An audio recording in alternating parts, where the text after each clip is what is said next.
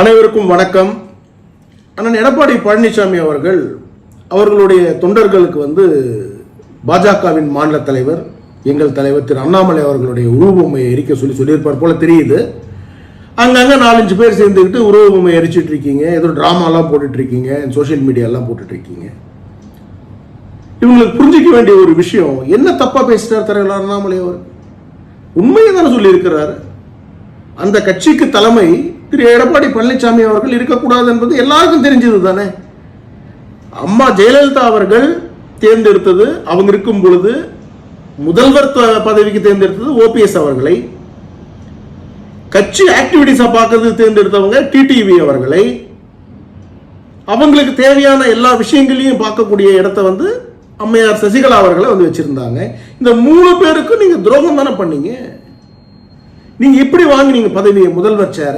எல்லாருக்கும் தெரிஞ்சது தானே.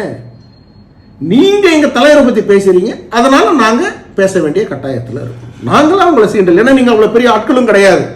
பிஜேபி ஒருத்தரை ஒரு எழுத்து நின்று நிற்கக்கூடிய அளவுக்கு உங்க கட்சியும் கிடையாது, நீங்க அந்த அளவுக்கு பெரிய ஆளும் கிடையாது. இதுதான் உண்மை. பாரதிய ஜனதா கட்சின்றது உலகத்திலே மிகப்பெரிய கட்சி, உலகத்திலே மிகப்பெரிய கட்சி. ஸோ நீங்க எங்களுடைய போட்டி போடுற அளவுக்கு நீங்க பெரிய ஆள் கிடையாது. ஆனால் இந்த உருவமை எரிக்கிற, அதை எரிக்கிற, இது எரிக்கிறேன்னு கிளம்பாதீங்க. இன்னும் பிஜேபியினுடைய அரசியலை நீங்க பார்க்கல, அதை பார்க்க வேண்டாம். அதை பார்க்காம இருக்கிறதே உங்களுக்கு நல்லது. அதனால தேவையில்லாம எங்க கட்சியை, எங்க கட்சி தலைவரை நீங்க அவர் உருவமை எரிக்கிறது எங்களுடைய தன்மானத்தை நீங்க தொடர மாதிரி. இதை பார்த்துட்டு நாங்க சும்மா இருக்கணும்னு நீங்க நினைக்காதீங்க. இப்பயாவது திருந்துவீங்கன்னு நினைக்கிறேன். திரு எடப்பாடி பழனிசாமி அவர்கள், நீங்க மற்றவங்களுக்கு செய்த துரோகம், பாஜகவுக்கு செய்த துரோகம் எல்லாருக்கும் தெரிஞ்சதுதான். அதனால இதோட இப்படியே நிப்பாட்டிக்கிங்க, இதோட நிப்பாட்டிக்கிங்க, அது நல்லது. நீங்க எங்க தலைவரை பத்தி பேசுறீங்க, அதனால நாங்க பேச வேண்டிய கட்டாயத்தில் இருக்கோம். நாங்களாம் உங்களை சீண்டல், ஏன்னா நீங்க அவ்வளவு பெரிய ஆட்களும் கிடையாது. பிஜேபி ஒருத்தரை ஒரு எழுத்து நின்று நிற்கக்கூடிய அளவுக்கு உங்க கட்சியும் கிடையாது, நீங்க அந்த அளவுக்கு பெரிய ஆளும் கிடையாது. இதுதான் உண்மை.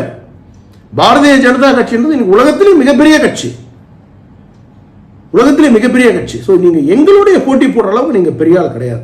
ஆனால் இந்த உருவமை எரிக்கிற, அதை எரிக்கிற, இது எரிக்கிறேன்னு கிளம்பாதீங்க. இன்னும் பிஜேபியினுடைய அரசியலை நீங்க பார்க்கல, அதை பார்க்க வேண்டாம். அதை பார்க்காம இருக்கிறதே உங்களுக்கு.